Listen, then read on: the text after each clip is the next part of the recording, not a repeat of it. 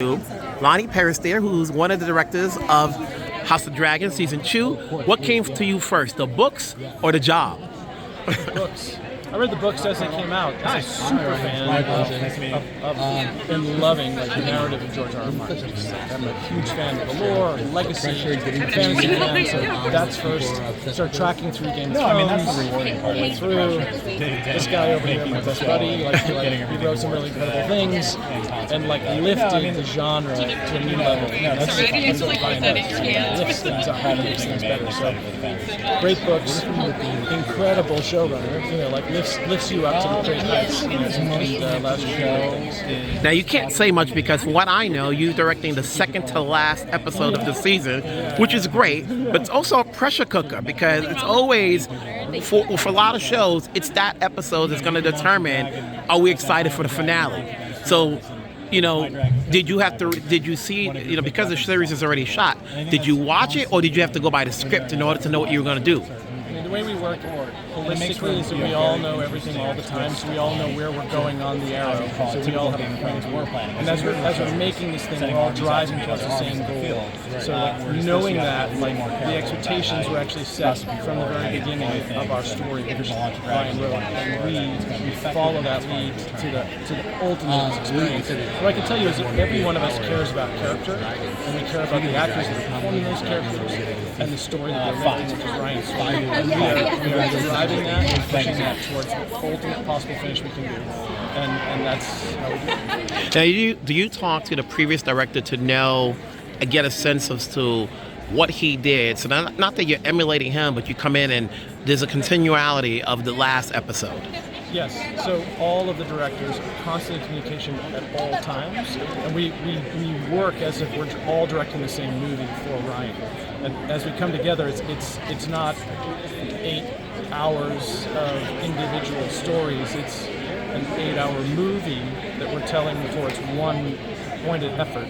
So whether it's Ida or Claire, Alan, or Andre, we're all one unit, and we're constantly talking all the time. How can I lift your episode? How can I give you what you need? How can we give the fans what they need? Because all any of us care about is ultimate fan experience, because we want to deliver on all aspects of the show.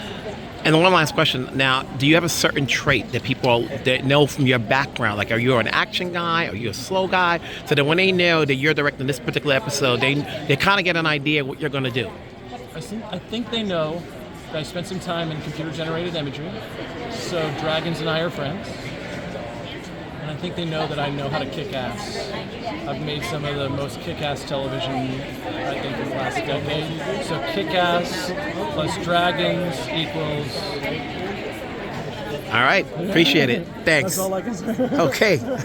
Okay, here we are talking to the composer. Obviously you've been working on this for such a long time. Is there anything you wanted to do different than what people know you from? Create a new score? All the leads, really. I mean, what's nice is what a legend! What a great guy! The sound of the score was set up with Game of Thrones, and this is a continuation.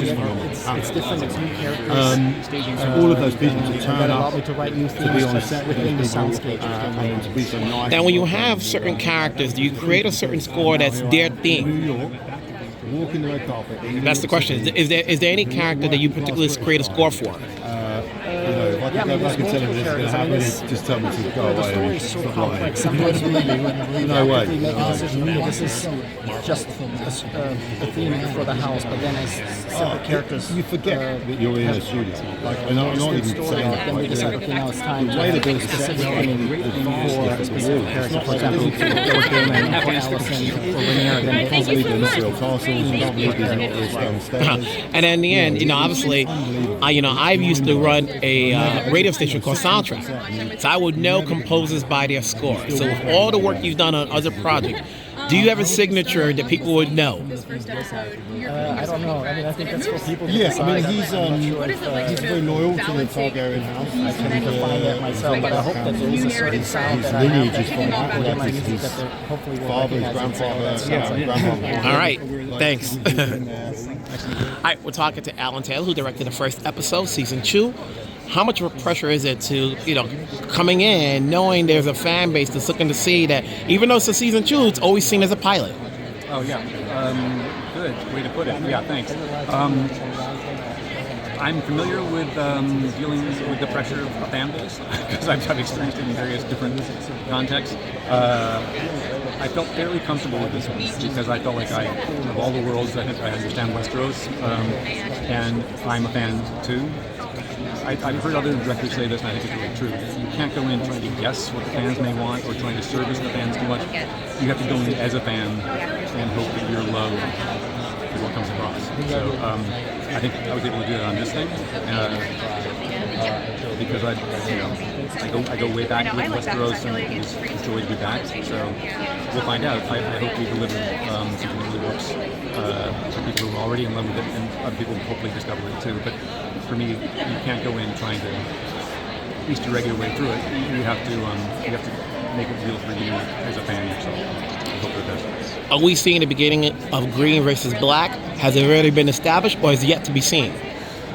It's funny. There's a lot of teasing going on. Because season 1, we knew we were heading towards a civil war, but we barely got there. Season 2, we are clearly in the beginning of the civil war. By episode 4, we're having one of the first major battles of the civil war. But it keeps getting worse and it keeps building. So there's we're still on our way to the biggest civil war. And then obviously it's the dragons. People want to see them. People want to see them at display. What goes into, obviously you have so many moving parts with different characters and different houses to know, like, when do you put them in there? Well, how much can you afford to put them in there is one question. But yeah, I think I love how much people who love the show value the dragons. The key things for me were to make sure the dragons felt real, grounded. Going back to early Game of Thrones when David and Dan insisted that their biology be real, not fantasy creatures.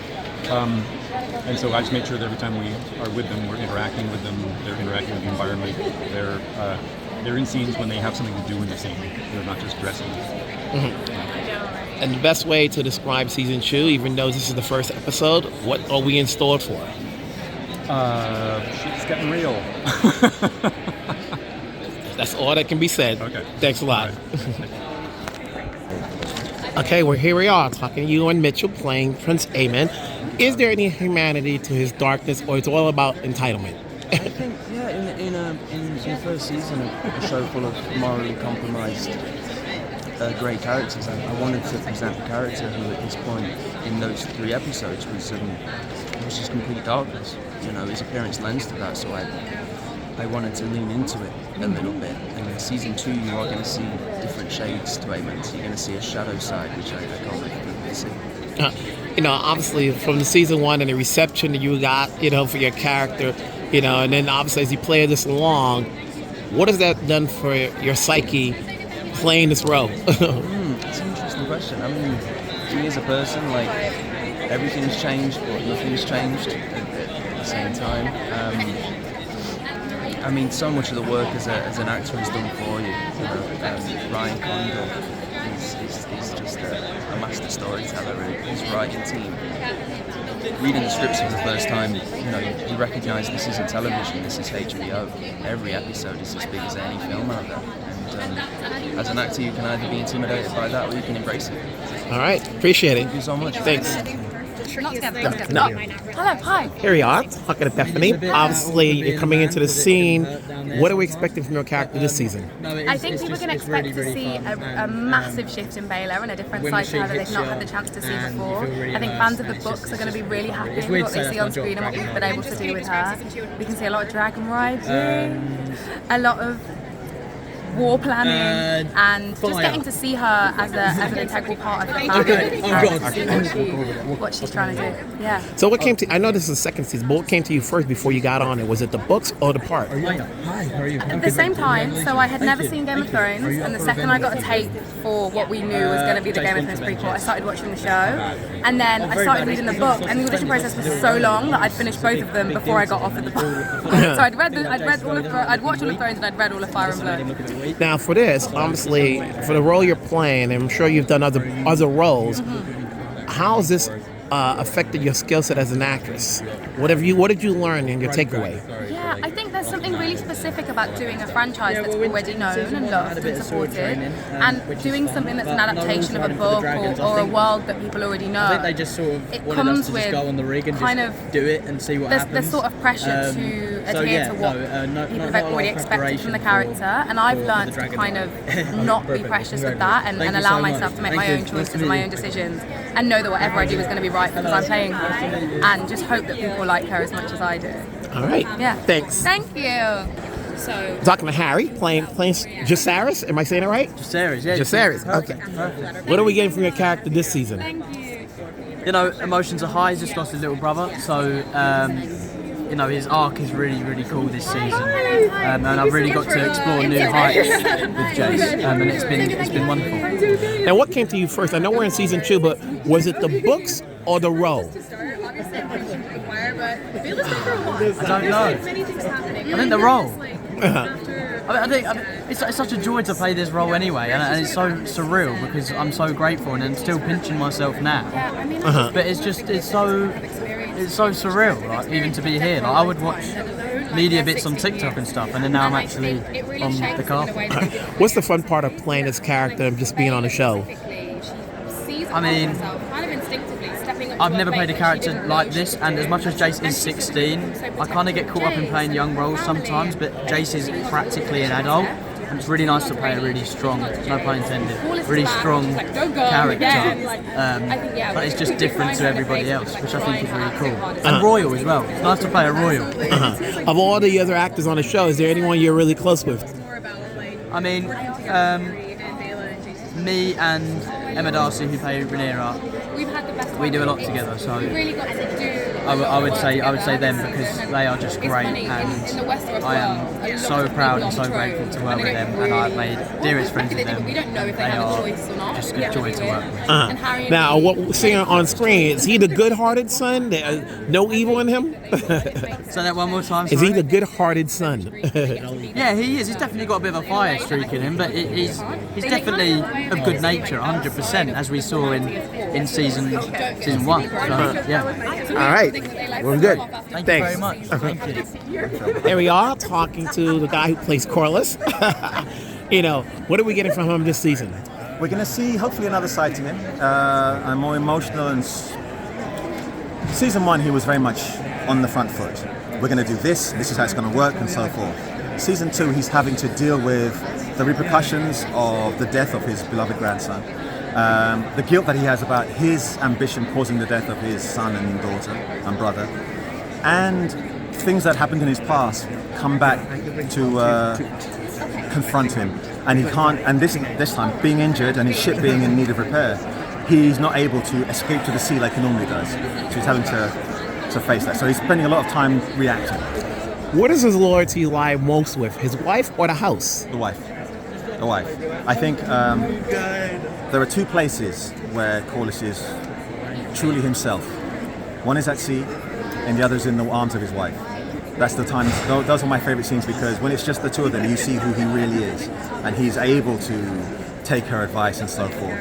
So yeah, I think his wife is, for him, it's sacrosanct. She's the rock. Now, I know it's not stated in the book, but how important is it that this show has diversity in this? I think it's essential.